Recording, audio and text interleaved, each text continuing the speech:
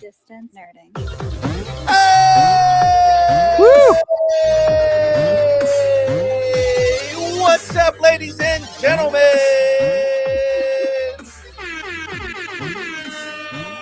That's right. What it do? What it do?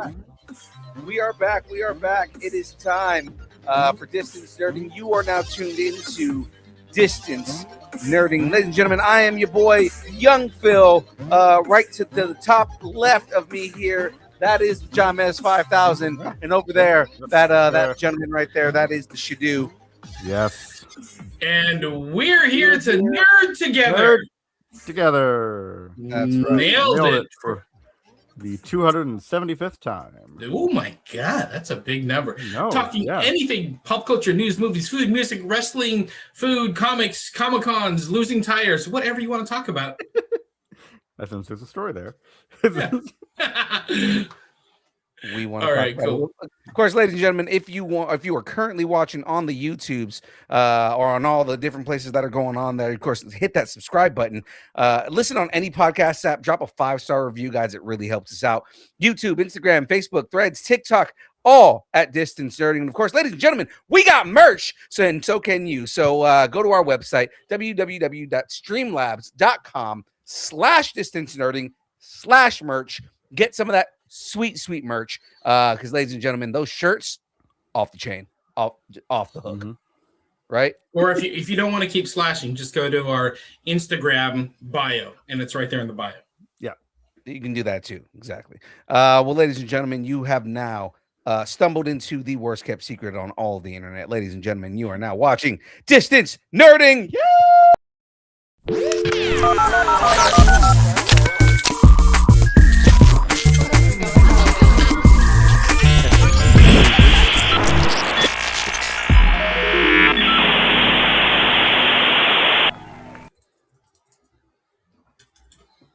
Woo! Yay! Yay! All right, well, let's jump right into all of the things that we're doing here. Jamez, tell everybody what we got on deck. We're going up fronts, and Marvel's vision is getting clear. We're seeing some DC casting confirmations. Star Wars is looking towards the future, and Amazon can't see anyone getting in Reacher's way. Oh, yeah. I see what you did there. That's good. It's good. Yeah, Solid. of course. But before we jump into all that, let's talk about our sponsor, the guys we were hanging out with this weekend. Yes. These shows, Check out Colossus Girl Entertainment, fan-focused Comic-Cons across the West Coast, including Beaver State Comic-Con, Metal Arc, Anna Medford, Tri-Cities Powerhouse, Silver Age Comic-Con, and, of course, Gem State Comic-Con, which just happened this past weekend. Comics, cosplay, artists, vendors, celebrities. I'm trying to think who else was there. There was some craziness there. And more. Visit ColossusGirlENT.com. Plan your next Comic-Con. I'm trying to think of Indeed. I guess JR was a vendor. JR's a vendor. I mean, the weirdest vendor. If you want to call JR a vendor. I mean, Drunkest vendor. Fabian was there, Time Warp Toys. God, he had the coolest banner that was on his thing. Tubi was there. The sword guy that was there. Real quick, shout out to Time Warp Toys and Collectibles, and shout out to WC Collectibles. They were awesome. They were amazing. They gave us a ton of stuff for the trivia and giveaways up in Boise, Idaho at Gem State Comic-Con. They showered the attendees with gifts. So shout out to Time Warp and WC Collectibles. That was awesome. No, it is. Yeah. Absolutely was awesome. It was great, and all the things that they got going on. So with that being said, ladies and gentlemen, it is time for the news. Let's jump into the first segment we've got going on for today. It's time to get into straight from J. Jonah. Jonah. That's right. Jonah. All right. Well, ladies and gentlemen, starting it off today, Vision is uploading some teasers for us, and I think we're all very excited for it. According to Paul Bettany, the relationship between Vision and Ultron sits right at the center of the story. This new chapter follows the former Avenger as he tries to reconnect with his emotions and figure out who he really is. Along the way, he'll encounter several familiar AI characters from Marvel's history, including Ultron himself. Alongside Bettany and Spader, Vision Quest also stars Rurida Malika as Tommy Maximoff, Sure. Tania Miller as Jocasta, James Darcy as Jarvis, Orla Brady as Friday, Emily Hampshire as Edith, Henry Lewis as Doom, Dume, Jonathan Sayer as you, Todd Stashwick as Paladin, and Farron Tahir as Raza. Vision Quest and the conclusion of WandaVision's trilogy is set to hit Disney Plus on October 14th. Guys, I need your thoughts. I'm just disappointed you didn't say that Henry Lewis was Doom. But okay, whatever.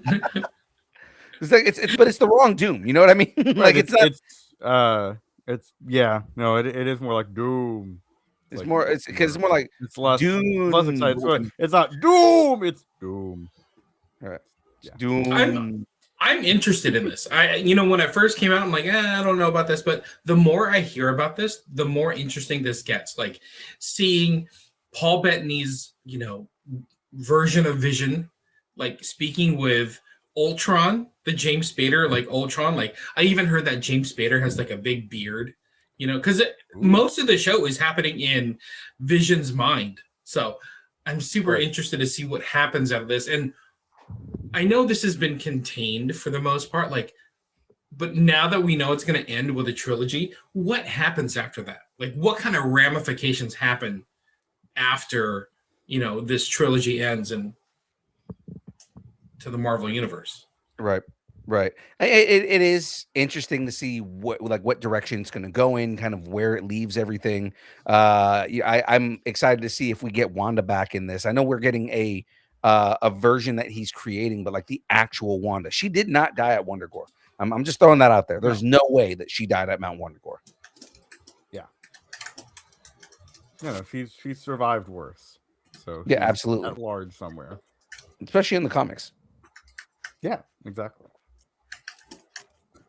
All right. Well, weirdly enough, that was our only Marvel thing that we got going on today. Usually we have a lot, right? But that was the only Marvel thing we got going on today.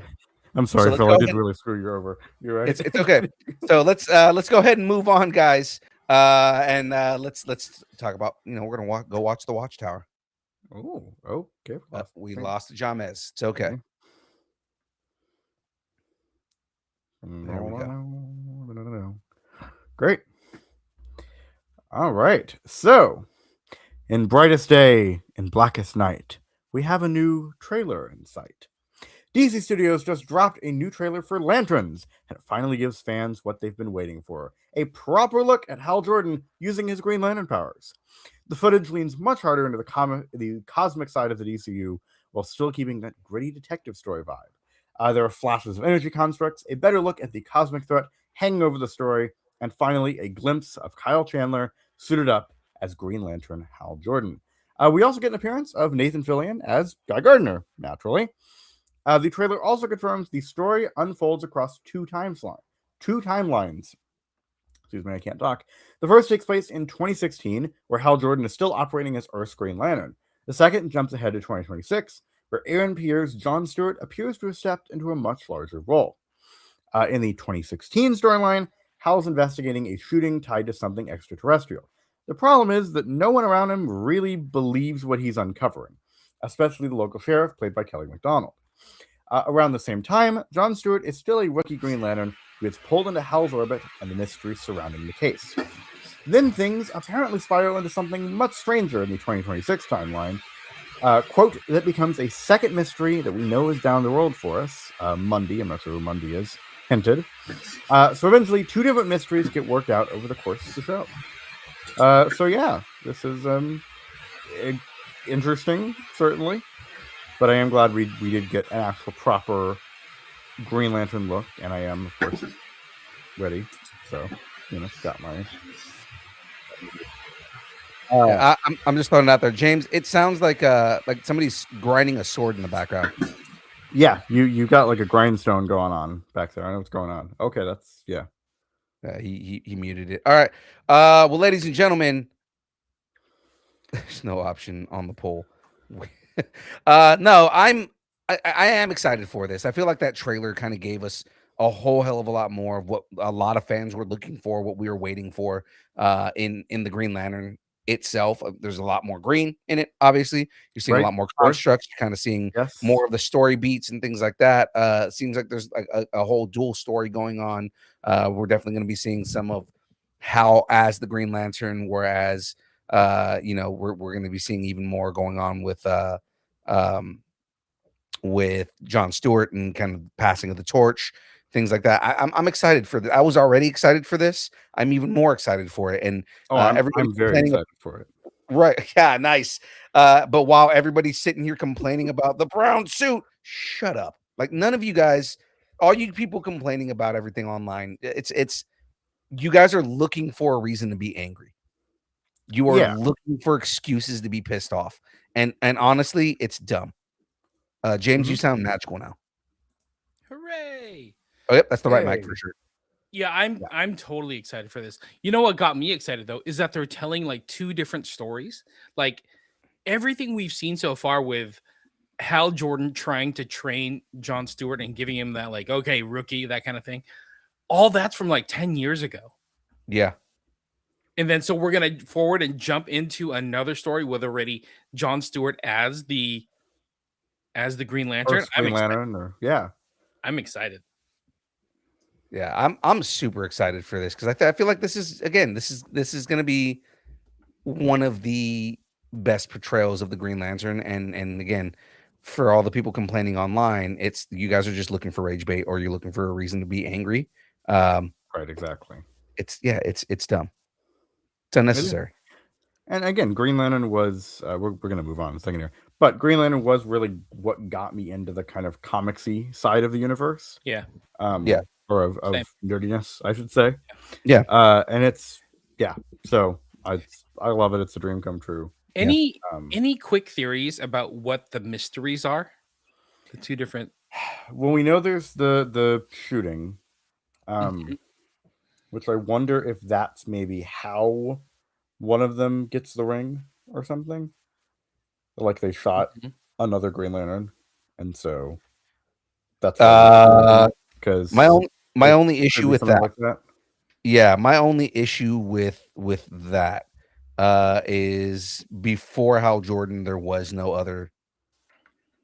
There was no other. Yeah, Green Lantern, no, right? that's a good point. Yeah, But I'm saying it could have been a Green Lantern from another sector or something, but I don't know. Unless they throw Alan Scott. Maybe Alan Scott's in this. Whoa. Who knows? But you know what? You're right. I think that ranch that they go to where the mystery is happening because Hal goes there with the sheriff. Mm-hmm. I think there's some alien shenanigans happening on that ranch. Kind of like how in Peacemaker, there was like a group of aliens just kind of working behind the scenes, and taking over people's bodies, that sort of thing. I think it's going to be that. I think there's going to be like some little hive thing on that ranch. I mean, do we know that Sinestro is going to be in this? Or... Yes, they are. So in that trailer, there is that you see the back of his head. So 100%, we are going to see. So we know that that's going to be part of it. So I wonder if one of those mysteries is connected to the Yellow Lanterns. But we don't know if Sinestro is a Yellow Lantern or not yet. He could be a Green Lantern, and then throughout the course of the story, could turn into a Yellow Lantern. So one of the rumors that I've seen online, and I'm loving the idea of this, and I'm going to I'm gonna go into this, or like I'm gonna lean into this one. So with the character that they're kind of dealing with is a guy named William Macon, right? The character's name is William Macon. He is being played by Garrett Dillahunt. He's one of the ranch guys and everything like that. I think, and again, I can't take credit for this one right here, but people are saying that William Macon is going to be William Hand, aka the Black Hand. Ooh, okay. The Black Hand is a major character in Darkest Night. Yeah. Right. So crazy. I don't know if I'd want them to go all the way, like go immediately into Blackest Night, but I'd be okay with it because I mean the story in this I think is them establishing the Green Lantern Corps and everything like that, and we're probably going to get we're going to get a Tomar Ray, we're going to get Chip. I know James is excited to see Chip. We'll probably see like Kilowog at some point, like in a scene. We're probably not going to see a lot of Kilowog or Tomar Ray, right, which are like the main dudes that Hal deals with, right? We'll probably see the Guardians and stuff like that, and again, these are going to be like flashback scenes and everything like that, establishing everything. I think this is going into by the end, the second half of the series, it's going to be an explanation for the Black Hand. Yeah. Or at least it's the fucking awesome. I don't know. The seeds are getting planted. Right. For something down the line. Right, because I think that we know enough about Green Lanterns, even like people who are casuals. If you've seen the Green Lantern movie, you kind of have an idea of what the Green Lanterns are. They're establishing, they're kind of adding more to the lore in this. And I think in adding more to the lore, this is a chance to be able to jump into that Darkest Night storyline. I mean, we didn't think that we were going to be getting half the storylines that we're getting in the DC universe. That is a good point. Yeah, and they are very much leaning into a lot of the comic book storylines. So that's kind of it'd be awesome to get Blackest Day. Yeah. By the way, I'm going to end the poll. I asked in the chat if anybody was excited for Lanterns. It's 100% right now, so I'm going to end it at that.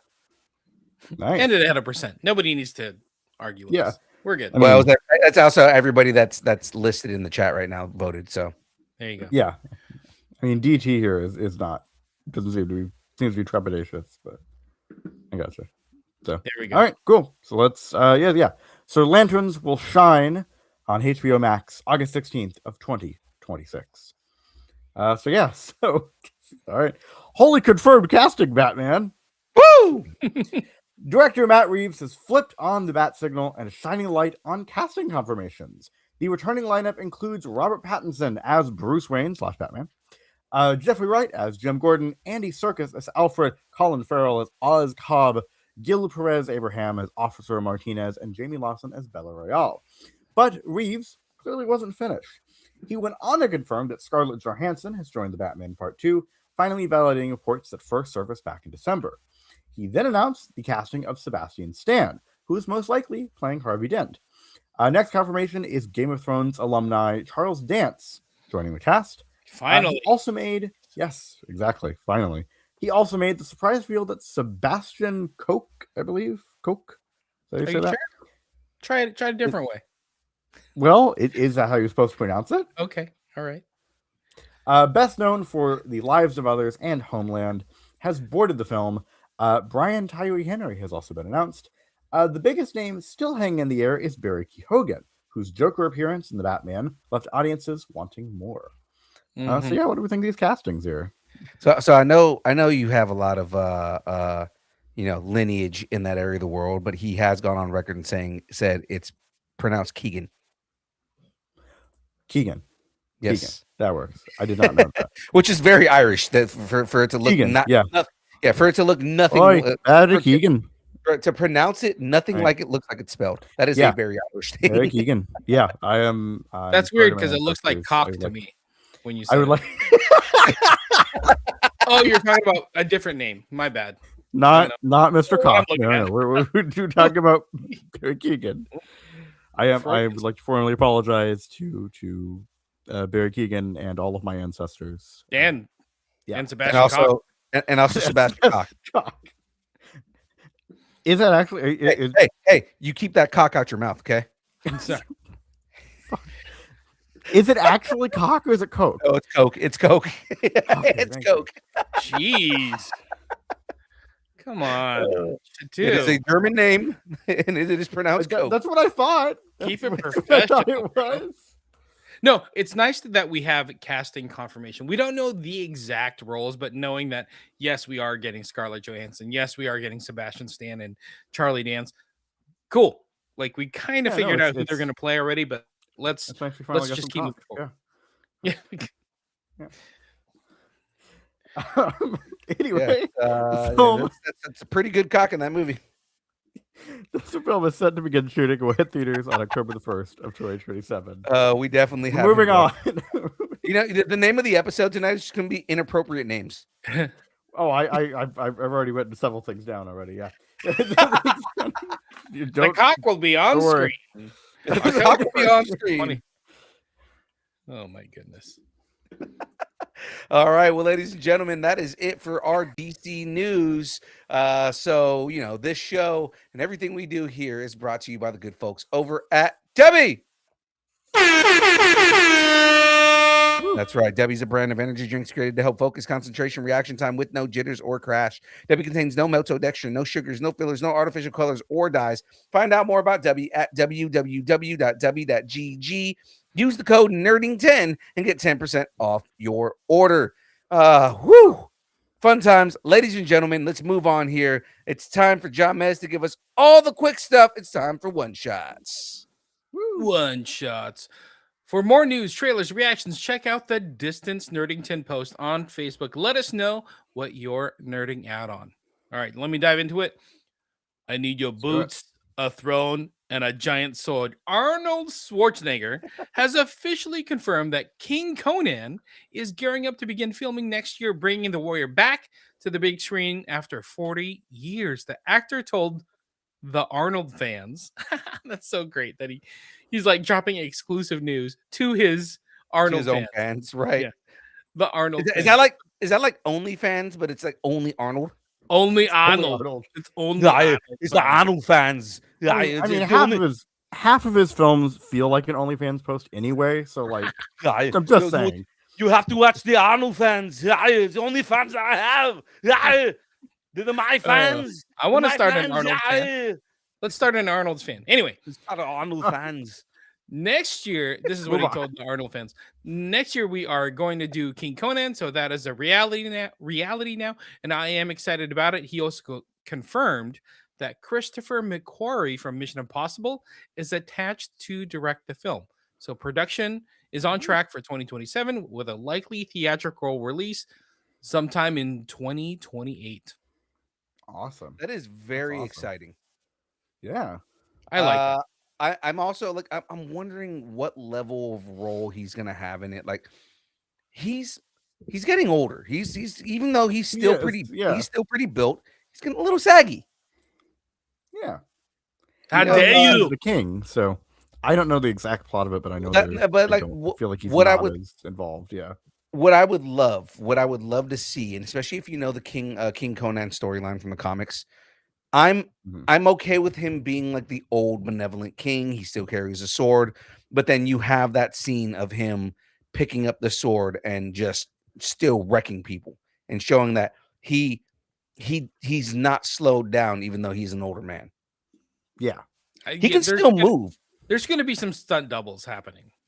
Well, yeah.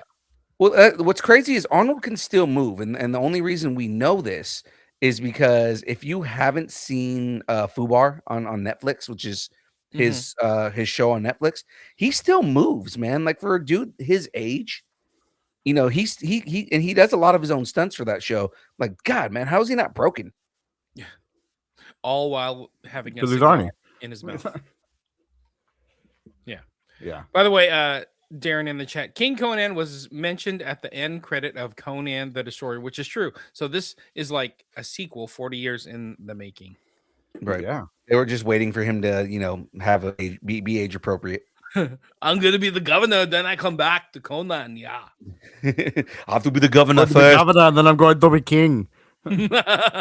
Also, James, I need you to reread what he told the Arnold fans, but in his voice.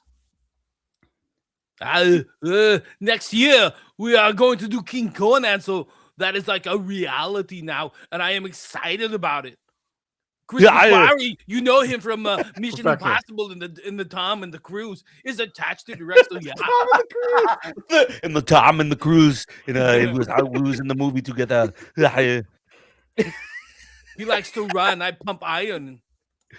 See me now. I am the king. I am the king. I am king. I'm King Conan. Move on. You gotta let him get it out here all night. You gotta let him get it As out. much as I Okay. want to be, we All gotta right, move listen to on. this. There's a new Scrooge coming to Hollywood. Sean Astin is stepping into his first starring role since taking on the SAG-AFTRA presidency, and he's doing it with a modern spin on the most recognizable redemption story ever told, titled Scruggs. The story takes inspiration from Charles Dickens' timeless tale, but leans into a more grounded, edgy tone. A ruthless real estate mogul named Edward Scruggs gets pulled into a supernatural journey on Christmas Eve, guided by three unforgettable spirits. No date when Scruggs will unwrap into theaters. All right. All right, Sean. I'm hoping for more of like a Scrooge tone Yeah. with this. Yeah. That would be Okay, so here's my thing. I love Sean. I love Sean to death. Oh Okay? yeah, Especially because now I've met him friend more of the than show, once. Sean Astin. Friend of the show, Sean Astin. I've met him more than once. Yes. Okay. And again, I love Sean. Here's the thing. It's hard for me to imagine him being a stingy asshole. Yeah, And I think part of it is because I know him. So it's like, right. and he's a good Yeah. enough actor. I'm sure he could pull it off. Right. He's pulled off like douchebag before. I mean, look at 50 First Dates. Right. He pulled off douchebag really well in that movie. So good. Right. Yes. Really good, man. But like, I don't know. I think the reason I can't picture it is because I know how nice he is in real life. Mm-hmm. And because he doesn't typically play mean characters. Well, I mean, we're kind of assuming he's doing the Scrooge character. He might not be Scrooge. Maybe he's one of the ghosts. But I mean, Yeah. is stepping into his first starring role since taking on SAG-AFTRA presidency. Well, yes, starring Yeah, role. You would starring think role. Scrooge is the main character. Yeah. Okay, well, fine. Yeah. Then he's going to be a dick. He's an actor. He's pay him to do things. And I'm saying I'm not saying he can't do it. I'm just saying it's hard for me to picture it. Don't limit Sean. Just take away the lambus bread, and he'll get mad, and then next thing you know, he's Scrooge. No. You take away his lemon cookies. Yeah, there you go. Yeah. He was so upset that he's Again, I would like to point out I made those. That was and me. he loved Oh, them. there He you kept go. eating them. Yeah, He kept eating them, and he was like, "Can somebody take Really these away? good. They're too damn good." That's really, really good. funny. That's funny. Well, that's pretty cool. I mean, if anything, that's good. This is technically an indie film because I think the budget's low enough where it's considered an indie film. He's supporting indie projects, right? President of Yeah. SAG-AFTRA. Good for him. Doing stuff. Yeah. I didn't know he was the president of SAG. Yeah. He just got elected. I know the last time I talked to him, because he was actually talking about coming on our show. The last time I talked to him, he was like, "Okay, let's get together after this campaign." This is before he got the role. He was like, after this, because I've got so much going on while I'm trying to, become the president of SAG-AFTRA. So he goes, he goes, once all that's like settled and done, then we can try and find a date for you to come out for me to come on the show. So I might have to go and hit him up and just be like, "Hey man, how's it being the president of SAG-AFTRA, man?" Yeah, that'd be cool. Be an honor. Honestly, why are you wasting our time? Why aren't you doing things like this, Philippe? Come on. I don't want to hear about you playing video games when Sean Astin's staring at his phone like, I wish Philippe would call me. Phil would text me. I wonder when Philippe's going to message, huh? Okay, I guess not. He's just playing video games again. Move on. All right, anyway. Moving on. Baba Yaga has a katana. Katana Baba Yaga. Katana Yaga Baba. Okay, I'm sorry. That may be one of the best fucking transition lines you've ever written. That was great. There we go. That was me. That was me. Oh, Nice- okay. nice- All right. See, okay. I was just taking credit for it. Yep. Take it.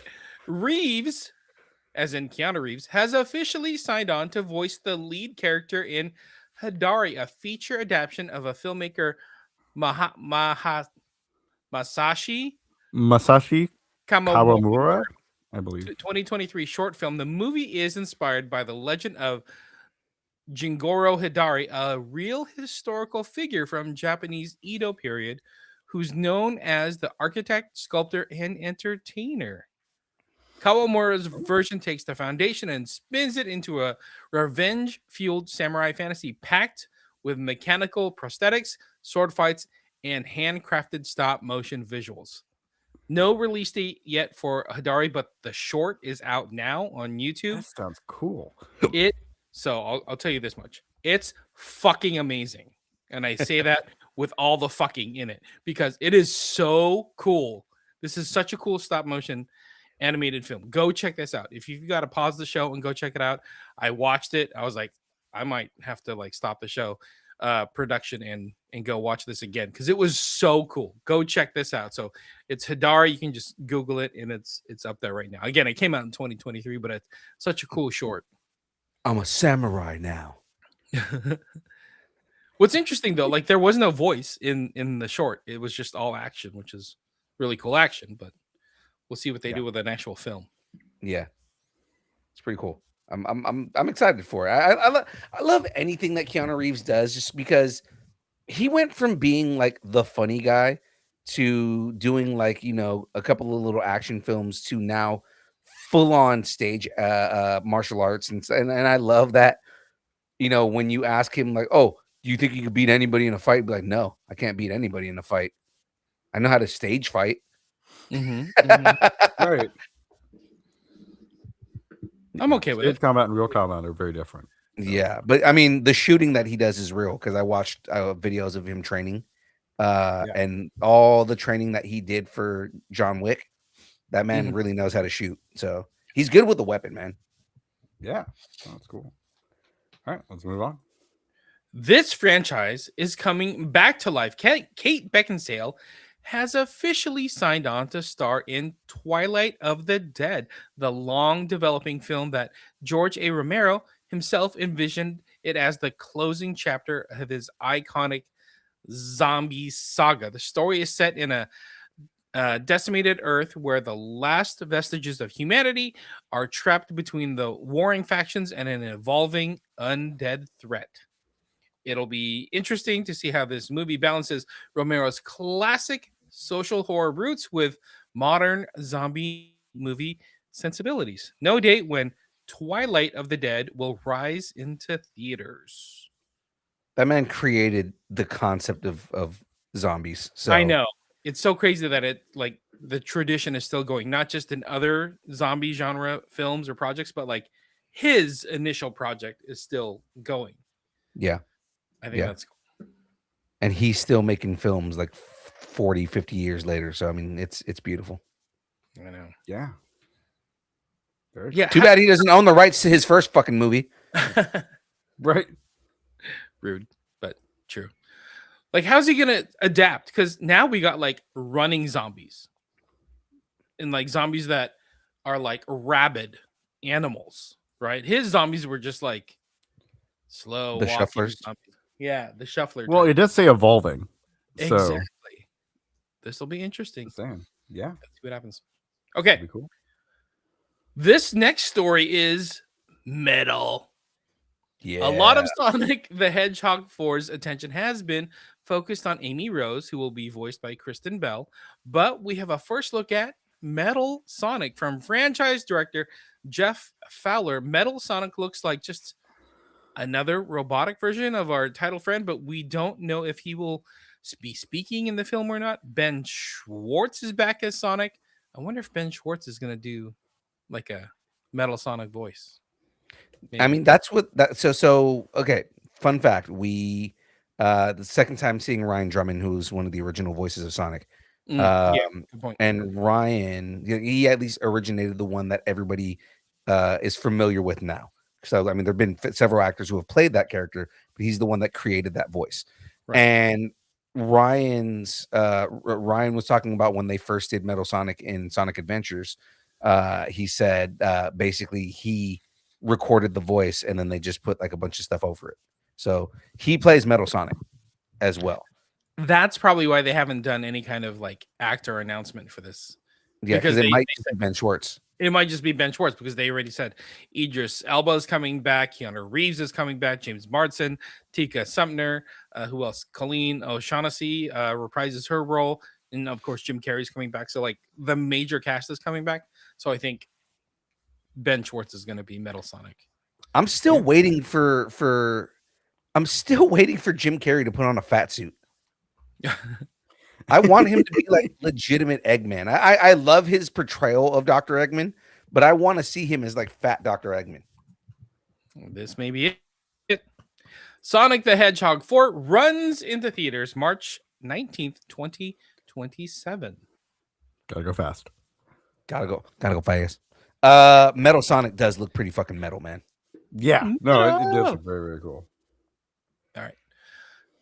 Is James Cameron in too deep? After years of pushing filmmaking technology to its limits, James Cameron might finally be ready to change the game for the Avatar franchise in a way fans probably didn't expect. Cameron told Empire Magazine, Avatar 4 and 5 are still floating out there. That's weird. Floating out there. We're looking at some Well, new he's in too deep, so they're floating. Yeah.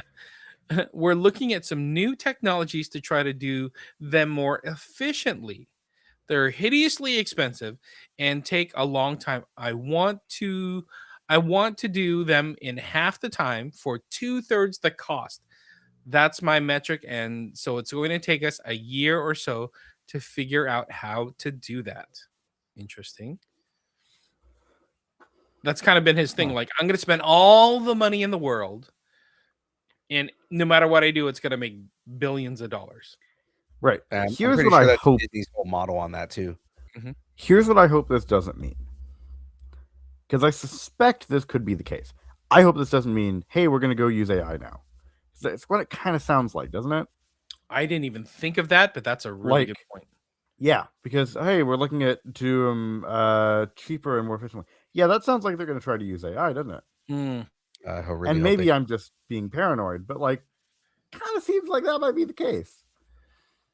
That's really good. It could also just mean we're going to try to streamline the process a little bit more in terms of how we're doing all the CG visuals and stuff. I was reading about this, so I think the latest Avatar did like $1.4 billion, which is like great. That's amazing. Oh my god, it's a blockbuster.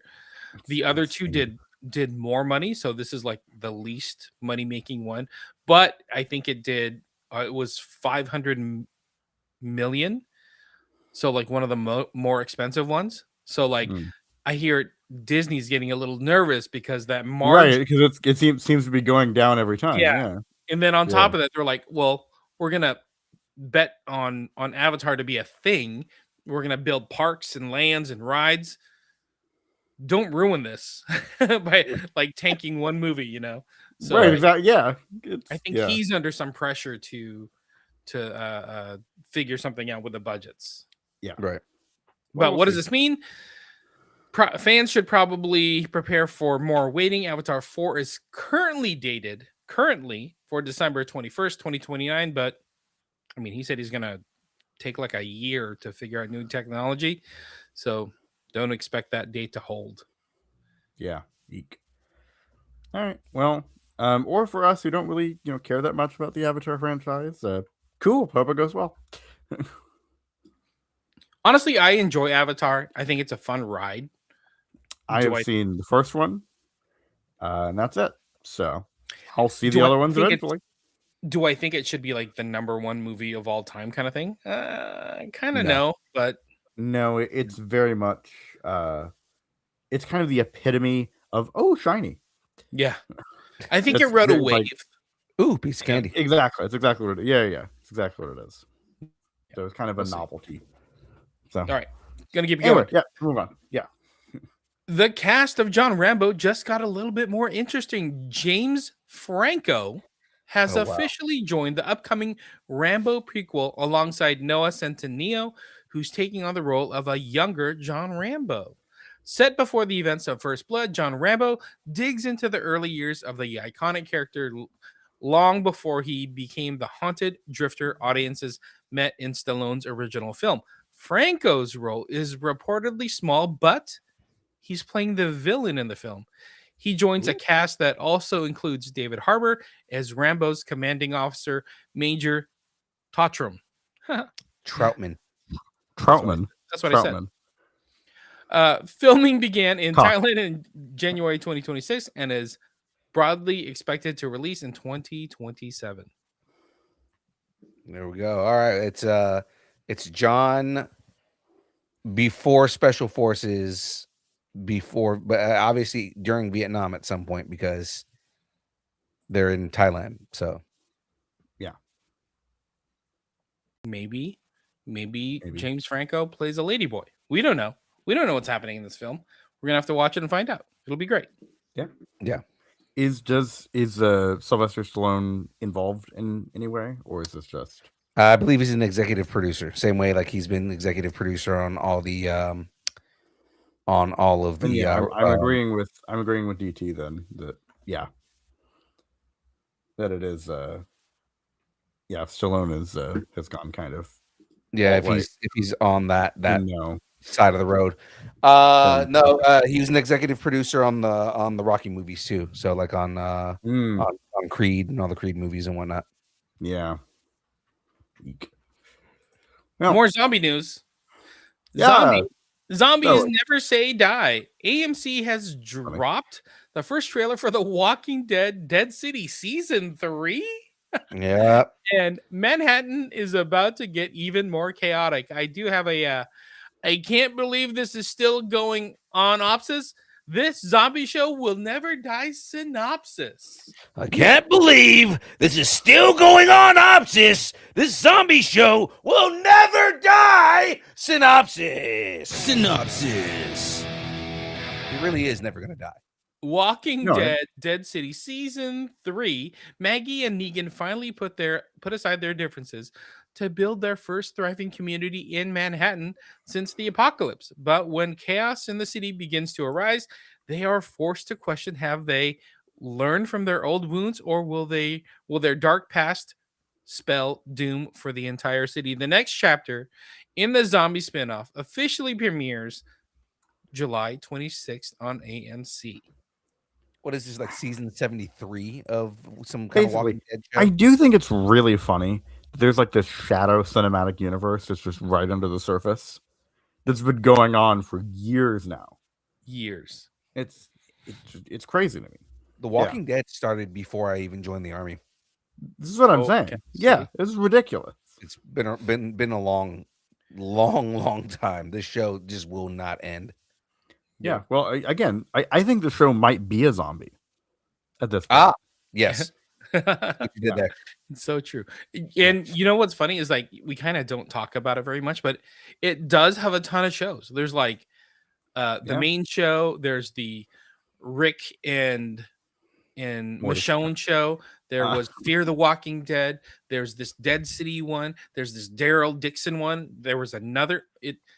And they all had like multiple seasons. It's nuts. I feel like Yellowstone is trying to do the same thing right now. Oh, they are. Where they're trying to make their own zombies? kind of little shadow. We're going to do all the different spinoffs and shit. Yeah, it's, I don't know. I wonder how many people are still give a shit about this. But yeah. Or Yellowstone. When Yellowstone gets zombies, then you know. Yellowstone gets they're going to cross over at some point. We've jumped the Or shark. maybe it's going to cross over with this next one. Oh, there you go. Trading in awkward geniuses for a sci-fi chaos. HBO Max has released the first teaser trailer for Stuart Fails to Save the Universe. And instead of another grounded sitcom with nerds and relationships drama, this new series might blow that up. The show centers on comic shop owner Stuart Bloom, who somehow ends up triggering a reality-shattering disaster after breaking a device created by Sheldon and Leonard.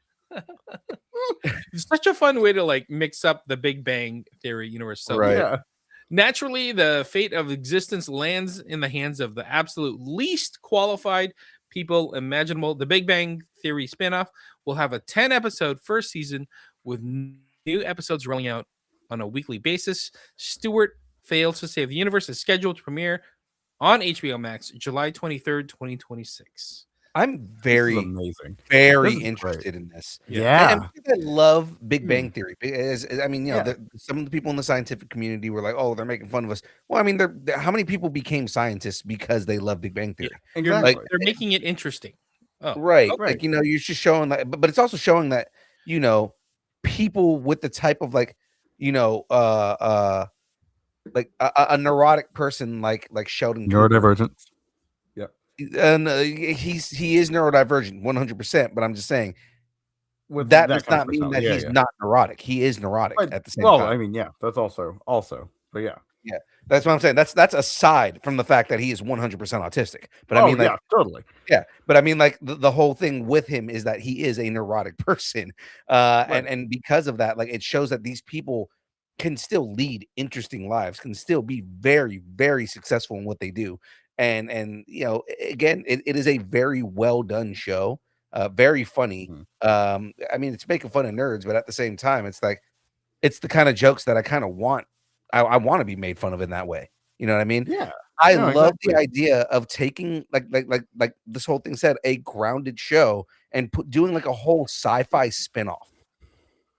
Right. Just like Right. completely, yeah. No, Especially with Stewart of all people. He's, if not the second most awkward character on that show. You're right. That is so true. Yeah. Stewart is out a of a very nerd awkward. show. Out of a nerd show, they set him up to be like the ultimate nerd. Sorry, no. I'm gonna say third most awkward character. Because the first 5 seasons, Raj was the most awkward character. Yeah. That's funny. But no, it's I mean, you know, for whatever its flaws, whatever its, you know, criticism you level at it, and like sometimes the it gets a little sexist and a little whatever sometimes, but you know, I think it did a lot for acceptance of nerds and things too. So I just hope like they Stranger I Things hope for they all its run with this because it's flaws. not on Yeah. it's not on CBS. Yeah. Right. You know, so they don't have the same constraints. This is going straight to HBO? Yeah, HBO Max. Yeah. So Dude, that they got whole Blossom to come back. I'm sorry, they got Blossom to come back, and because she was a real scientist in her field, because they brought her to come on as a consultant to play a character. Yeah. Yeah.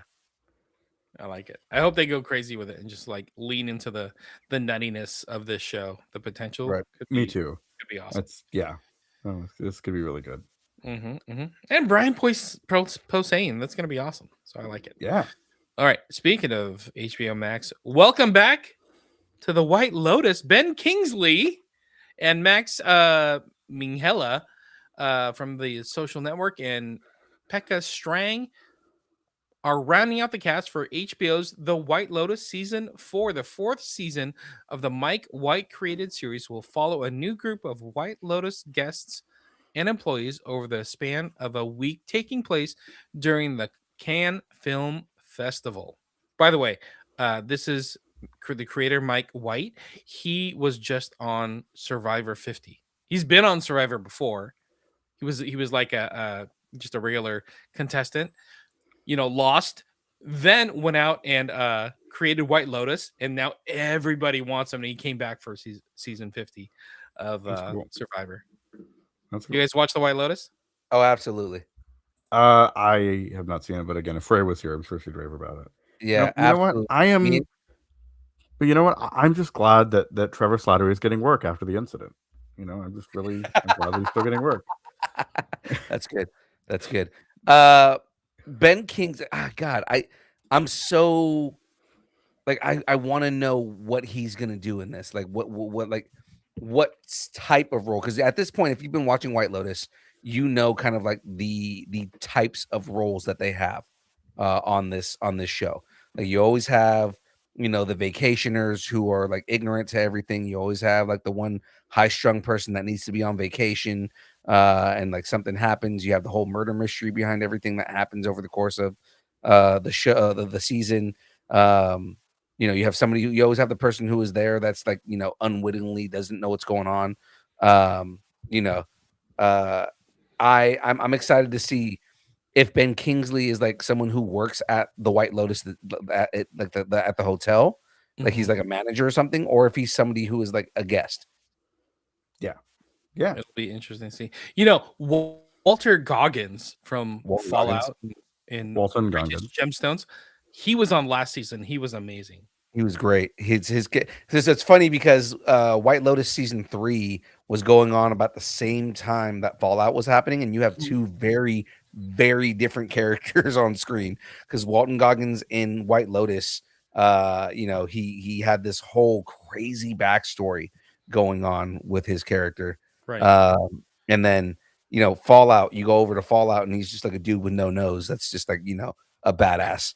So And then he was on Righteous Gemstones, and then he's also doing Walmart commercials. It was the Walter Goggins, right.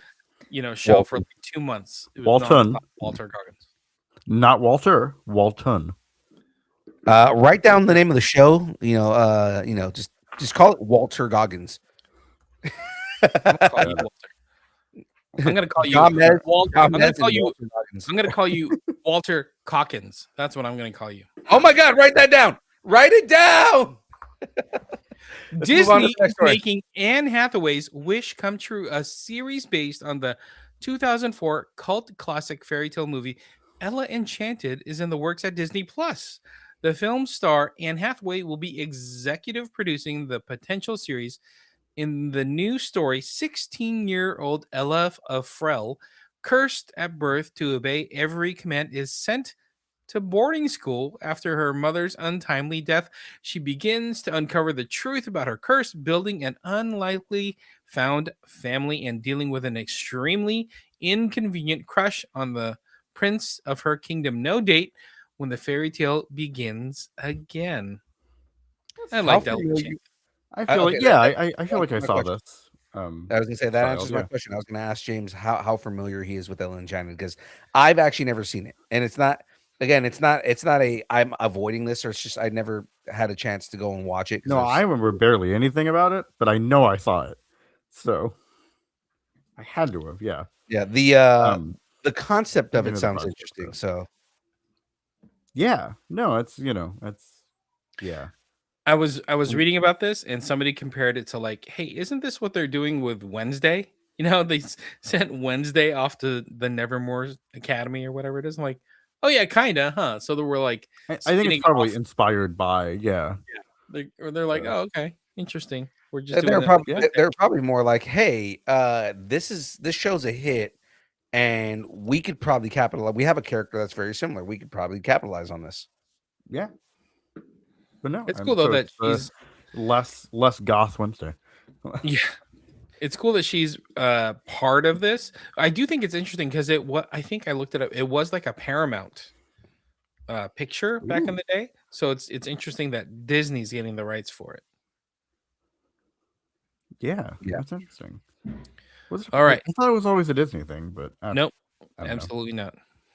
That's why it was called Ella, not Cinderella. Real Oh. quick, and we just need a yes or no on this. Maverick in the chat is asking who dies in The Boys, and that just kind of makes me want to ask: are you guys keeping up with The Boys? I don't think I've seen What do the you very think? latest one. I think I'm one behind. Okay, because I am watching The Boys. I know who dies. I'm not gonna bring it up on here, but brutal. Just you guys need to get on it and watch it. It's it almost makes me feel Octopus. like No. oh god, yeah. It almost makes me feel like there are still a lot of threads that have not been pulled yet, and I'm trying to see. I'm curious how they're gonna stick the landing on the final episode. So, anyways, let's move on to the next story. Otherwise, I will talk all night about The Boys. All right. You should do a boys recap then. Like Yeah. and Probably release should it actually. separately. Release it separately. Then we don't have to worry about spoilers Mhm. and whatnot. Okay. Let me switch over to some Prime Video. You're legally required to watch this show. Prime Video is sending another unexpected civilian into chaos. Jury Duty is officially coming back for season 3 after a successful first 2 seasons. The docu-comedy experiment is gearing up for another elaborate fake out. Have you guys seen this show before? I haven't. I watched interested part in of it. season 1. The part of season 1 that I watched, I thought it was hilarious because just the idea of the way that they did everything with that show. It's funny. It's a really funny concept. I've Like watched everybody. I was gonna say just so you know how they're doing what they're doing with that. Everybody on the show is an actor except for one person, and the one person does not know that everybody there is. He knows that they know that they're actors because it's based in LA, Yeah. right? So they're just like, oh, I'm like coming across these actors in like a real life scenario. But like basically everything is staged and fake. but it's reality series style. So like the one person who's not an actor does not know that it's all fake. That's cool. That's funny. It's literally the Truman Show with Jim Yeah. Carrey. Yeah. Like everybody's that- acting around this one person, and we're just watching what happens with this one person and all the stuff that's happening in the show. That sounds like I would enjoy it. It's so the first season is super funny. Like binge like 3 episodes or so, and you'll get into it because they set up characters, they set up scenarios. It's great. Mhm. Season 1 and season 2 were amazing. I love cool. this show. It's one of the shows like I tell people like you need to go watch this and just sit down and enjoy it and then come back to me. And everybody that has done that has been like, "Oh my god, Jury Duty is so funny." Like James Marsden plays himself in the first season as a Mhm. juror. He's like, Yeah. "Is that actor James Marsden?" He's like, "Yeah, I'm James Marsden. You need an autograph?" Like total like him dialed up to like 12. It's great. And I think that's part of what I love about this show is, like it's them playing very eccentric versions of themselves. It's so funny, man. It's great. It's great. So, an official premiere date for Jury Duty season 3 has not yet been announced. Damn. I like that show. Damn. All right. All right. Next one. Prime is reaching for another season. The streaming service has officially renewed the action series Reacher for season 5 before season 4 has even premiered. Based on Lee Child's best-selling Jack Reacher novels, the series stars Alan Ritchson, and the upcoming 4th season adapts Gone Tomorrow, the 13th novel in Child's long-running book series. I know you All have. right. Quick shout out, real quick. Easy Money with the $2 super chat. We appreciate that, man. Yeah. Thank you. Easy Money, you are amazing. He said, "Good old Scotty Summers." He's so good in Jury Duty. If you don't watch it for anything else, watch it for James Marsden. He's so funny in Jury Duty. Awesome. I really want to like share things, but like it would spoil the craziness that happens. So seriously, just go watch a couple of episodes and go from there. Back to Reacher. Yeah. All right. Are you guys excited for Yes. Reacher?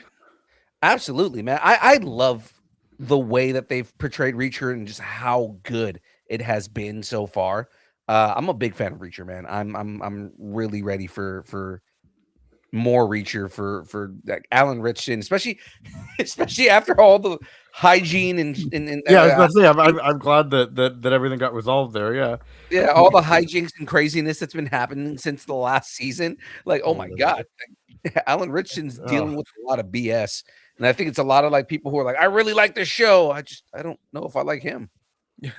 I hope I'm the opposite. I like both. I hope they show him on like motorbikes. That'd be great. Oh my god. Oh my god. People.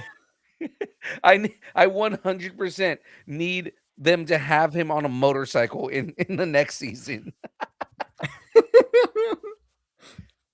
Because that would be we just Alan we've Ritchson. just learned that Alan Ritchson in real life is just Jack Reacher. This is what we've learned. Yeah. Oh, absolutely. 100%. Yeah. The way he beat that dude's ass, he's 100% Alan Reacher in real life. That's Alan funny. Reacher. That's good.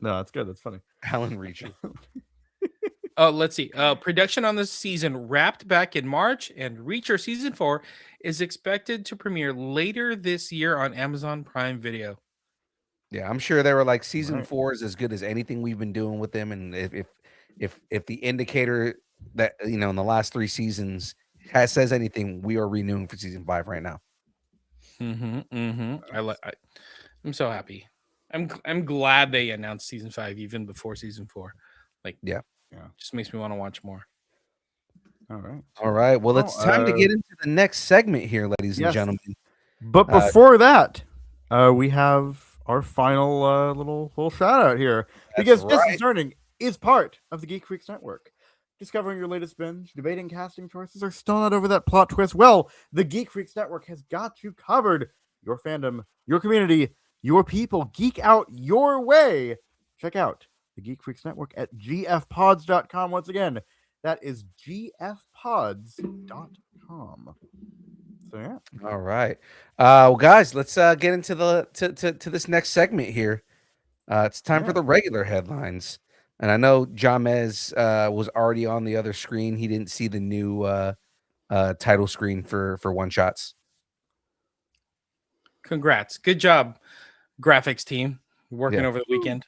Actually, just real quick here, James. I'm gonna go back just so you can see what that graphic looks like because it looks awesome.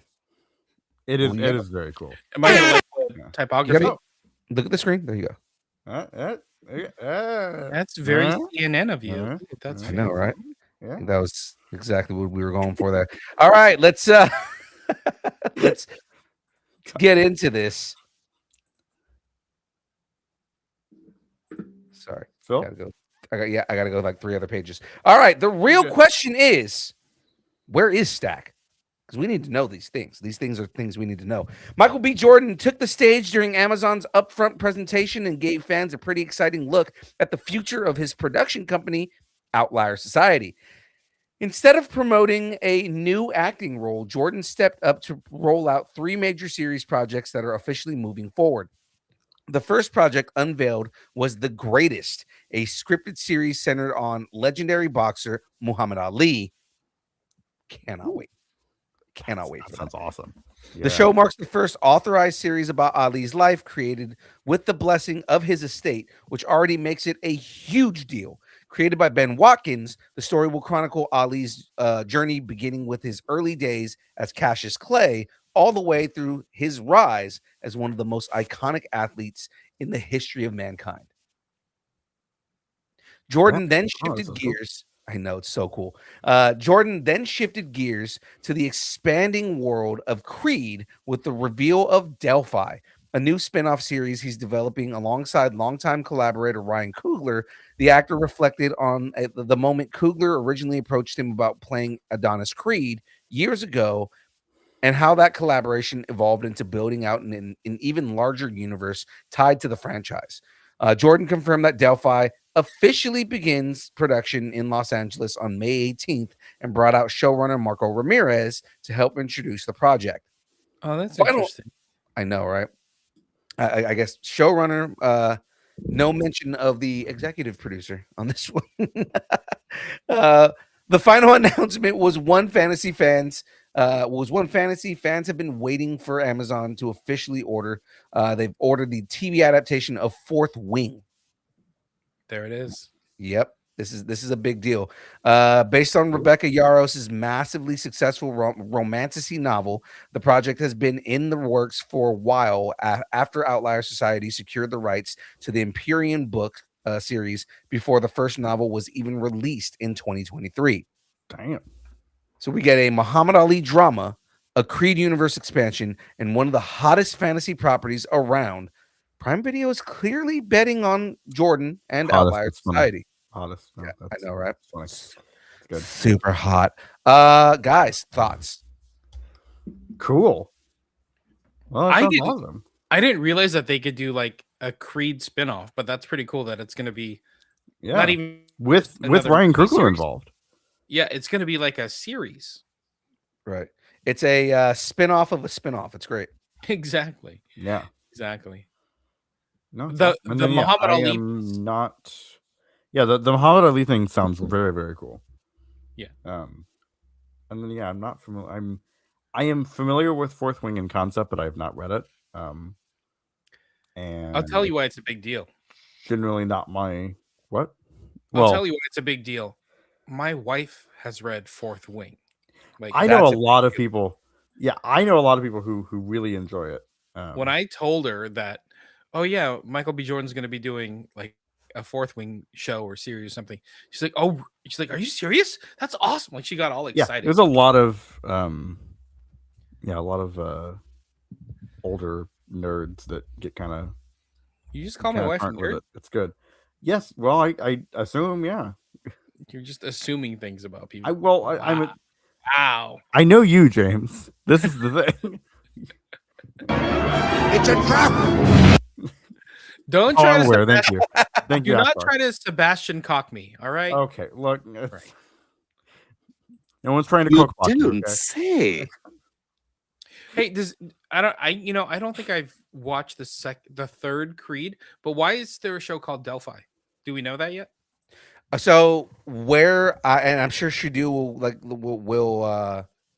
will corroborate with me on this. So Adonis Creed, named after a Greek god, Delphi, Yep. the Oracle of Delphi. So I'm Yeah. sure it has something to do with They're along those continuing lines. the kind of like ancient Greek theming to it. So Right. yeah, no, it's cool. Or Oh, no. given that the entire film series takes place around Philadelphia, Philadelphia is supposed to be a allegory for New Delphi. So Yeah. Okay. it That may could be be it. along those lines too. Yeah. Michael B. Jordan winning Oscars, and then his production company, Outlier Society, is going crazy doing all these shows. Man, killing it. Yeah. Awesome. It's going to be interesting. So yeah, I'm excited for all that stuff. I love everything Michael B. Jordan does, and Yeah. he's a great actor. He is he's really good at production. He goes all in on everything that he does. I really do wish all of the success for Michael B. Jordan in every project he does. Yeah, definitely. And Prime Video has them all. Like, Exactly. yeah, bring it. Bring it on. All right. Well, let's move on here. Can Anakin bring balance back to Disney?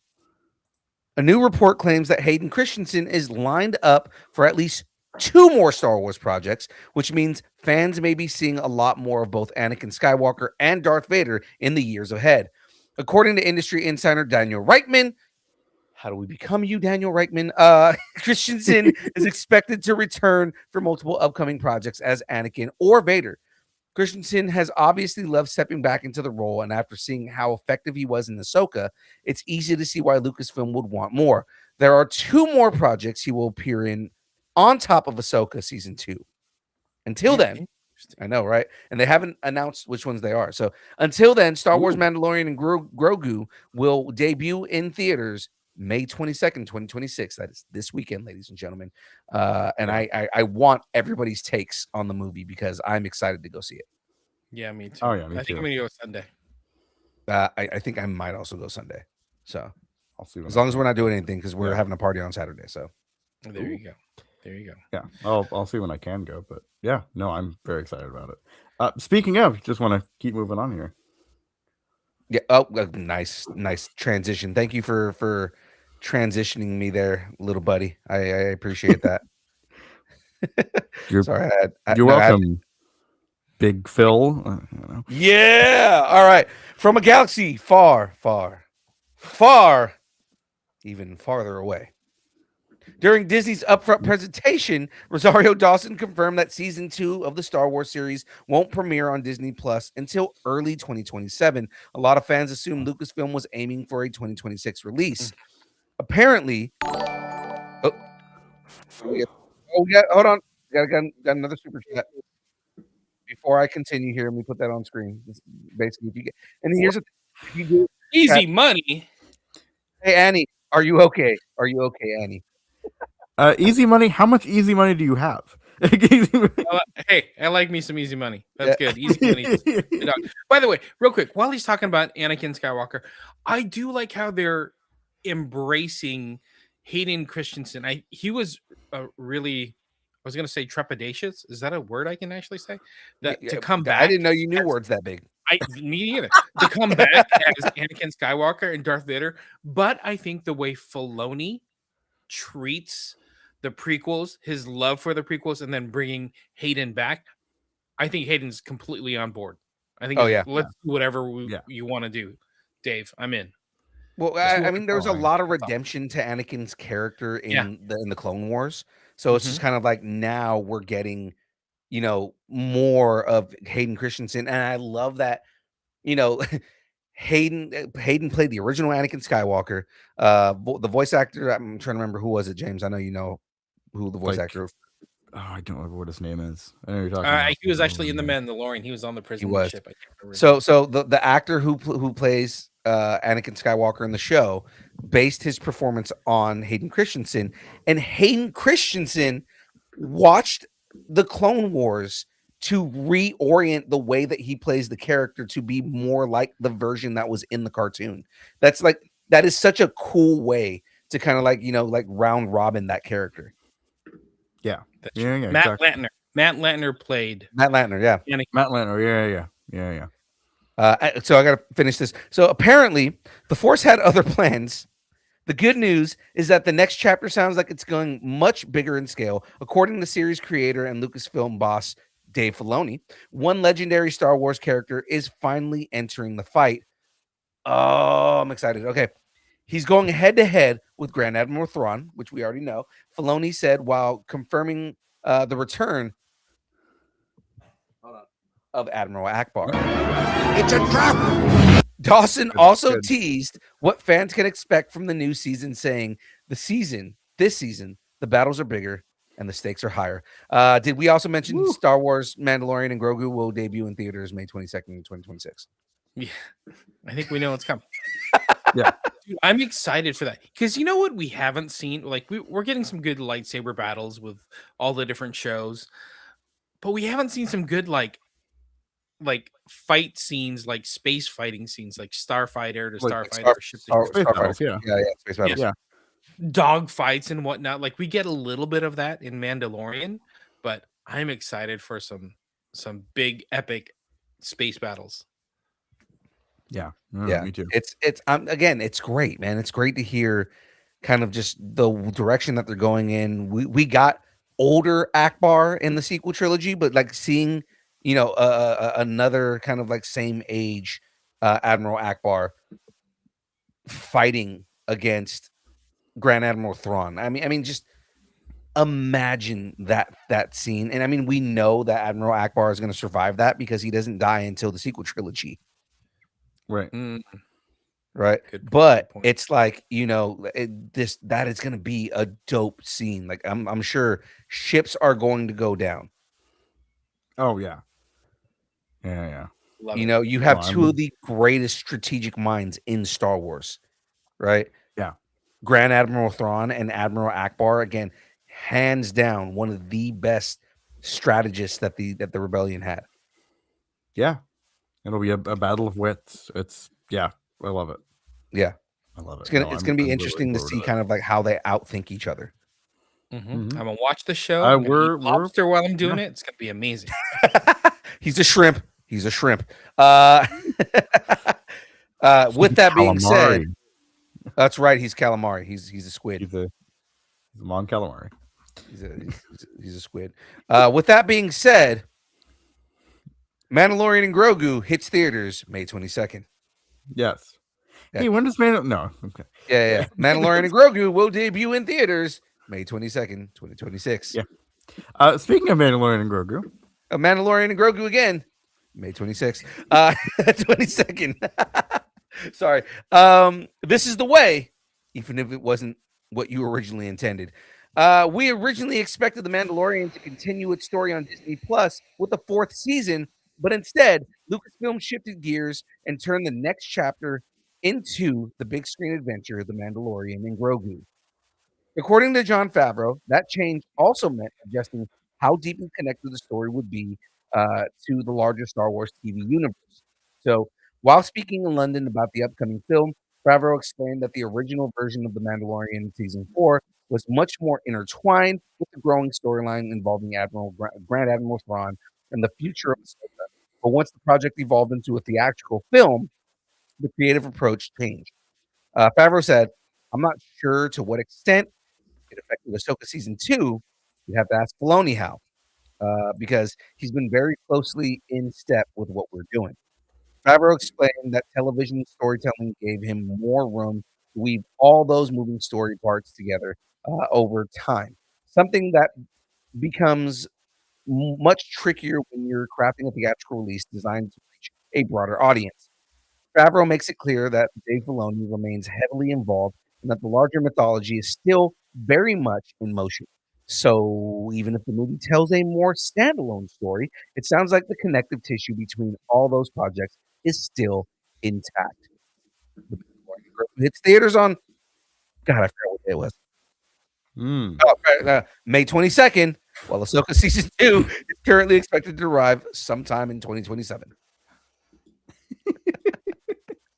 I like it.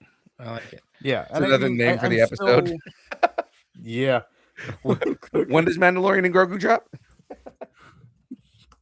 May No. I'm still a little like I still think that the whole making it a movie was a kind of split second corporate decision. I'm not sure if I agree with it still, but you know, I'm curious as to see where this is going. I'm hoping that it won't take anything away from the story that was trying to be told. It being a 2-hour movie as opposed to a season.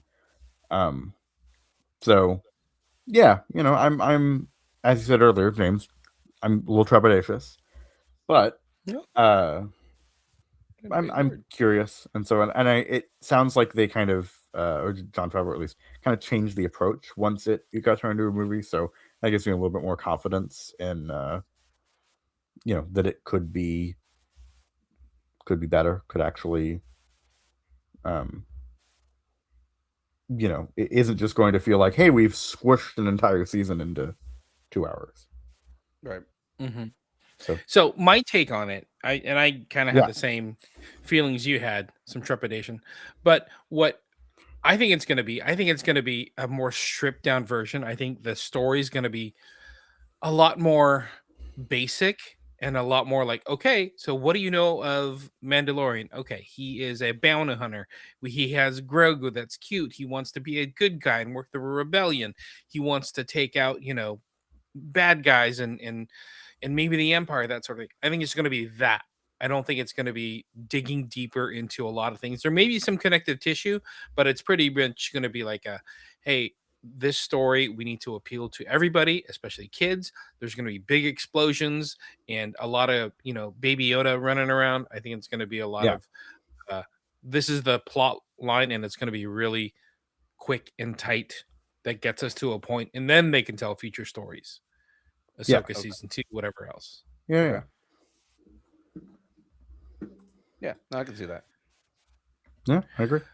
So, yeah, and when does this come out? Oh my God. Yeah, what day is this? Yeah.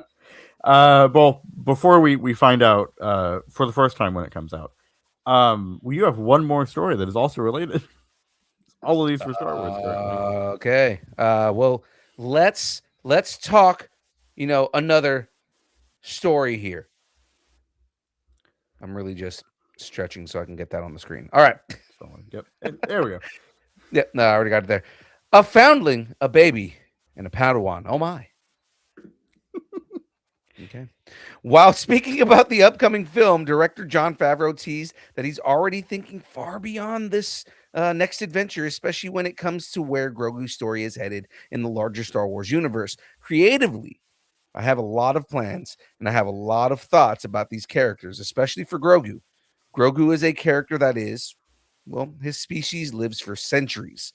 He's on a path to be both a Jedi and a Mandalorian. He's making certain choices and decisions, and he has a greater teacher now. And so as he develops and... Sorry. What did you just do? All right. So as he develops and grows, there's opportunities for stories that would emanate from that. Yeah, man, don't change stuff as I'm reading it, man. Come on. I was just trying to... There's implications. I'm trying to do something else, and I clicked something accidentally. So it's like you just went like and deleted the paragraph as I was reading it. I was trying to do something else. On the wrong cap. Continue. Yes, this is not a scripted show. All right. Yeah. There's implications that he may have crossed paths with Yoda because he does recognize the name, is what we imply. And he also was there at the Jedi Temple before Order 66. Between surviving the fall of the Jedi Order and training with Luke Skywalker, there's a lot packed into the little guy's past, and Lucasfilm still hasn't fully explored. Mando and Grogu. What? Go ahead. I was going to say, this is what I'm talking about. I think they're going to get through Mando and Grogu, and it's going to be a fun family type film with big explosions, summer blockbuster. Get it? But then they have bigger plans for Grogu, bigger plans for Mandalorian to tell more deep Star Wars stories. Yeah. Yeah. No, I agree with that. What I want is because we know they're going to do a new Jedi Order movie at some point, hopefully. Or things kind of after the sequel trilogy. If that is still canon, of course, which I think it is. I want Grogu to appear at that point as well, but as as more towards an adult. And he's Mandalore. Like he is the Mandalore now. He kind of takes on a Tar Vizsla kind of almost reincarnation of Tar Vizsla kind of situation. The only issue with that is Mandalorians are somewhat militant about who is considered Mandalore, and usually it has to be someone of pure Mandalorian descent. Usually, but I'm saying it could be Mandalore. Right. Well, that could be part of the story is them learning to accept different kinds of people, and people that are not necessarily like pure-blooded humans or Mandalorians or whatever into their culture, like to accept foundlings more. And I mean the only person who has broken that norm, and this is where I feel like this is where they're going to be more leery about it, was Darth Maul. And that's a good point. Right. And because of the way that Maul treated it, it's like we really should not let outsiders be Mandalore. Yeah. But again, it is also like he also wasn't a foundling until that made it even worse. Right, exactly. It's like I think Grogu will come to be accepted as a Mandalorian, and also a Jedi. And so again, it is that kind of like we're gonna bring back Tar Vizsla. We're gonna do this whole it's like hiring somebody that's never been a politician to be the president of the United States or something like that. Well, I mean, no. Look, I'm not saying that Grogu is no. Grogu is not. Let's give him more credit than that. He is, even as a baby, he is smarter than I will be the greatest Mandalore ever. Even as a guy, I'm a great guy. And to be the greatest Mandalore. The first word out of Grogu's mouth, sad. It's another cock joke. Oh, I know. I said to myself, those are the biggest ears I've ever seen. Oh my gosh, the ears on this guy. Nobody's got bigger ears than me. He the biggest ears in the galaxy. When 900 years old you reach, look as good you will not. That's good. That's good. That's a good one. I like it. I like it a lot. Okay. Mando and Grogu, it's in theater sometime next week. When does Mando and Grogu come out? Mandalorian Grogu comes out sometime next week. All right, so just go. Oh wow! But that may not. That may just be the beginning. We may be getting a crap ton more of Grogu, and I'm all for it as long as he's not, emulating a certain president. That is it for the regular news. We're gonna move on to the last segment of the show here. Let's jump into this last segment, guys. You want to do it? You want me to do it? You want Shadu to do it? Who wants to do it? Either way. I'll do it. Why not? Sure. I give Phil so much. Gotta be decisive. The bidding has ended. GameStop CEO Ryan Cohen took a massive swing when he made a move to acquire online marketplace giant eBay earlier this month, but the company has officially slammed the door on the proposal in spectacular fashion. On May 3rd, GameStop submitted damn it, Phil. On May 3rd, GameStop submitted an unsolicited non-bidding offer to acquire eBay for $125 per share in a deal valued at roughly $55.5 billion. The problem, almost nobody seemed convinced the deal could actually happen. Now eBay's board of directors has made its position clear. In a statement released Tuesday, the company announced that after conducting a thorough review, it had rejected the proposal outright. eBay chairman Paul Pressler was harsh in his response. In a letter addressed directly to Cohen, he wrote, quote, "We have concluded," and I would like the rest of the quote, please. "We have concluded that your proposal is neither credible nor attractive." So Sorry, GameStop. Your auction has now ended. It's funny. You know what this almost feels like? and this is I'm laughing. Feels like because, an attack on me? Yes, thank you. No. You know what this almost feels like is somebody like, okay, so this is like me going to GameStop and saying, hey, you should let me own the company for like $20. Yeah, exactly. And the GameStop going like, dude, you're a fucking idiot. Shut the fuck up and go away. Just like random people. Yeah. Yeah. It's just Like, like it is random poor guys saying, I'm going to buy your company, and then company saying, no, you're not.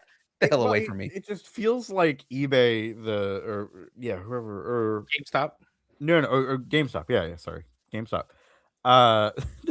Was like, hey, all these companies are merging now. You know, that seems to be like a really popular thing. Let's jump on that trend.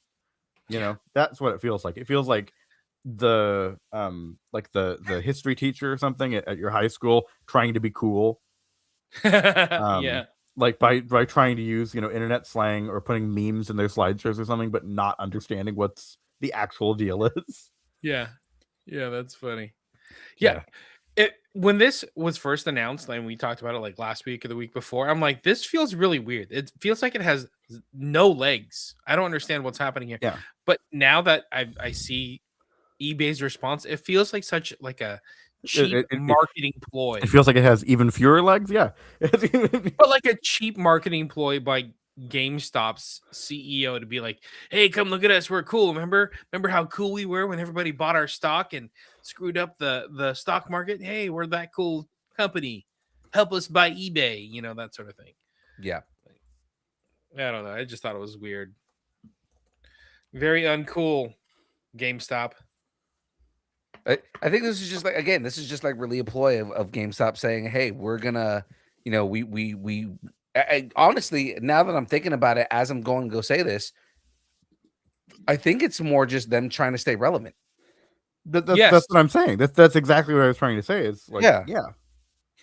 He's all, hey, eBay, I'll buy you for 55 billion, no cap, right, again, bro. Because they've seen that all these bigger companies are doing. They're like, well, we have to do it too. No cap, Which, eBay. Again, this bigger company shouldn't be doing it either. Don't take my thing as an endorsement of that. That's terrible. They shouldn't be doing that. Monopolies are bad, regardless. Right. But it is kind of funny. Like I said, the vibe of this, like 100% the vibes on this is, hey, I'm a normal guy. I've got like $50 to my name. I'm gonna buy your multi-billion-dollar company. It's hilarious. It's very, very funny. With what money? Oh. With my $50. I got what other kind of money am I gonna buy with? I got $1. Yeah. You saying my money's not good? You saying my money's not good, man? Like, yeah, your money is not good. Not here. Hey, if I traded some games, how would you feel? So funny. That's. You know what? Hey, how about this? eBay. We'll trade. We'll make a trade. You can give us your website, and we will give you a tenth of the value for it. We get a tenth of the value for it, and a copy of Red Dead Redemption 2 for the Xbox. Yeah, we will make a trade. You give us your website, and we will give you a tenth of the value of it. That, you know what? Oh my God.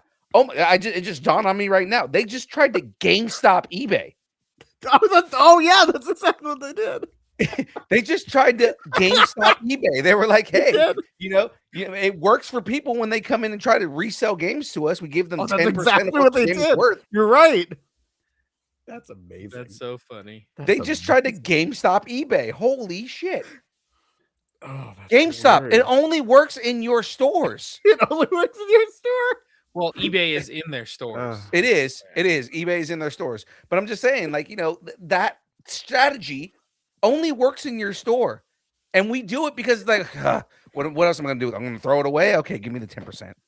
That's exactly what it is. That's funny. Oh, wait, what's Cartoon saying in the chat? GameStop only went for the buyout because the CEO wanted to take as much debt as possible because he has an incentive cash out for $35 billion for reaching a market cap. Holy shit! Yeah. Well, remember, he doesn't take a salary, right? He doesn't have like a salary or like what do they call it? Okay, Golden so parachute. Okay, but the follow up right again- here. His plan was to get as rich as possible and run both companies to the ground. And that is Ooh. such a shitty corporate fucking strategy. But it's 100% what they do. Yeah. But you know what's scary is that it works. Look at Warner Brothers and David Zaslav run into the ground and get it to a point where people will buy the assets and then get in and get out. Oh yeah. It is literally stripping them for parts. Cartoony Yes. is giving us all the shit right now. Okay, hold Yeah, on, giving us all the man. tea. So this is a quote from Cohen right Oh, here. man. That could Yeah. mean a massive payday for Cohen. A new compensation deal would give him up to $35 billion in stock if certain milestones were met, including a $100 billion valuation for the company. And that's from the Wall Street Journal. Ooh. Wow. Yeah. Man. He's all right. trying to Zaslav GameStop, bro. He's That's trying what to he's doing. Zaslav this shit. Yeah. Man. Well, Hey, once Zaslav could again, do it. Yeah, but he's smarter than you. Yeah, as with everything, it always comes back to capitalism. So glad we solved that mystery Greedy again. shitbags. Was it really a mystery? Greedy shitbags. And GameStop trying to GameStop fucking eBay. That shit is hilarious. GameStop is trying to game the system. That's so funny because I remember when we talked about this a couple of weeks ago, we were like, "Oh, that's kind of cool that he doesn't take a salary. That's pretty noble of him." Now it turns out he's a dirt. No, bag, he's an evil son of a bitch like the rest of it. He doesn't take a salary, so then that way he can go and make a shit ton of money on a fucking stock scheme on the back end. Exactly. So anyway, so conclusion of all this is Distance Learning is officially putting in its bid for eBay. We'll give you $50. You know what? I'll even turn it up. $100. $100. That is 2 times what we were going to give you before. Exactly. Actually, you know what? No. Yeah, actually, you know what? I'm actually going to offer to buy GameStop. Ooh, right? Yeah, no, that's better. And we will not take a salary. Of course. Exactly. Yeah. $100, best offer. Take it or leave it. $100 and a coupon to Red Lobster. A coupon to Red Lobster. Hey, and I'll give you store credit for a fucking controller. All right. Make it happen. Yeah. Done. Sold. All right. Well, ladies and gentlemen, let's move away from all this shit because it's just ridiculous. Yeah, let's do it. Let's talk about our schedule, ladies and gentlemen. Distance Nerding from 6:30 to 8:30. The show you are watching right now. We talk about all the news, all the fun things, everything that is going on in the industry, including failed schemes to buy eBay from GameStop. Wait, hold on. We're about to get bought out. Breaking news. Yeah, we're about to get $5. Yeah. We can't beat that. It's a lot of money. Cartoony. Yeah. Put in the bid for $5 to buy out the podcast. So it's on the table, everybody. I got $5 to my name, and I'm ready to take over the podcast guy. Cartoonie's gonna buy my podcast. There we go. That's what we're gonna do here. All right. Yeah. James, after the show, we're gonna have to have a serious meeting about whether Cartoonie's gonna buy us out or not. We'll all meet at GameStop. We're gonna meet at GameStop. We're gonna have a license off eBay. Exactly. We'll do a contract signing over at GameStop. Yeah. Solid. Very fucking solid. That's absolutely anyway. The greatest. Yes, ladies and gentlemen, Thursday, Distance Learning interviews from 6 to 8 p.m. This week, we're going to be talking with Matt Stevens. Matt Stevens has a wonderful book that is also a tabletop game. Really cool concept. I love. We've been talking to a lot of people who are kind of like doing comics that are also tabletop games. The whole thing is called Panopticon. And it's described as V for Vendetta meets Silo. Surveillance is mandatory. A sci-fi comic exploring the price of loyalty and the cost of escape. Ooh, that sounds cool. I know. It's and just like the trailer for it is like really cool and all that. So definitely a cool project. We're going to be talking with him on Thursday. We are also going to be doing on the back half of the show.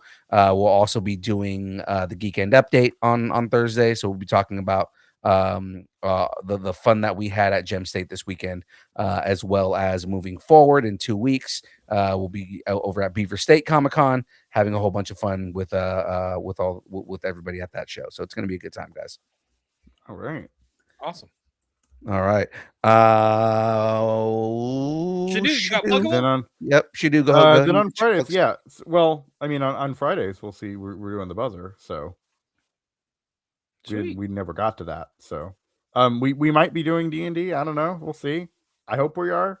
We'll see if everybody's available. So buzzer might be D&D, might be either Jeff Nerdy or Well Really or something. I probably won't have Well Really done by then, but it'll be something. Tune in on Friday. It's always fun. And for my pluggables, I am at SHU Studios everywhere. For my music, it is at SHU Music.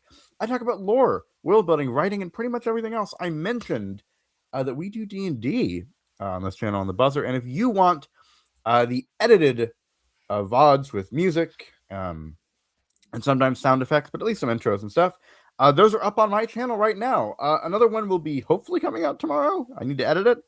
But yeah, there will be another one tomorrow that will round us out. So yeah. Oi, DM. Yes, sir, Mac. I'm gonna roll to scratch my ass, okay? Okay. All right. I got a nut 20. Scratch my ass, DM. All right. Well, you see that would require magic, so I don't think I can reach through the screen and do that. My ass itches. It may have been that I may not have wiped it right, but that's How much will on that ring? Because maybe you can reach through. I mean, it could have also been the thorn bush that you slept on last night. So well, it's a thing. My ass itches. Well, Take I look. I Oi, know. where the fuck is the teeth in that, huh? I know that's traditional your culture. I still don't think a thorn bush is a good idea. I'm just saying. All right, well, ladies and gentlemen, of course, all the social media places, if it exists, if you're not already following us on all the social medias, guys, you're missing out because we put out some very high quality videos. It's a crap ton of fun, especially with all the stuff after cons. We talk about all the things that we do at Comic Cons and everything like that. Interviews that we do with celebrity guests and all the fans and the con goers and all that. Guys, you gotta check us out. If you're not already following us on all the other social media places, you are missing out, especially on TikTok, Instagram, and then here on YouTube, guys. So come and hang out with us and check out all of our videos and whatnot. Of course, you can join the taco party at distancenerding.com. That is it from us. Jamez. Oh, and I forgot to say, of course, you can email us at distancenerding@aol.com. Yes, that's a thing. We do still use AOL. Don't judge us. We're old. That's part of the joke. So yeah. We're old. Anyways, Jamez, take us home. We can't hear you, Thomas. Sorry, his mic's turned off. Oh, there we go. Shout out, real quick. Shout out to DT Creates. Shout out to Cartoony. You guys were amazing in the chat. Big shout out to Easy Money. You're amazing. Thank you for the super chats. You're awesome. Come back anytime. Maybe Easy Money's trying to buy the podcast. Who knows? I know. Oh, I gotta end the poll right here, but with 6 votes total, we ended. So I asked, are you going to see Mando and Grogu opening weekend? 67% said yes. Hooray. Ooh. So see you there. I'm gonna close the poll before we end the show here. So that's a whole bunch of fun, guys. Again, we will see everybody this Thursday. New comic book run and updates on the Comic-Con stuff. So Bruce, go to bed, buddy. It's not our time. Thanks, and keep nerding together. Deuces. Woo. See everybody next time.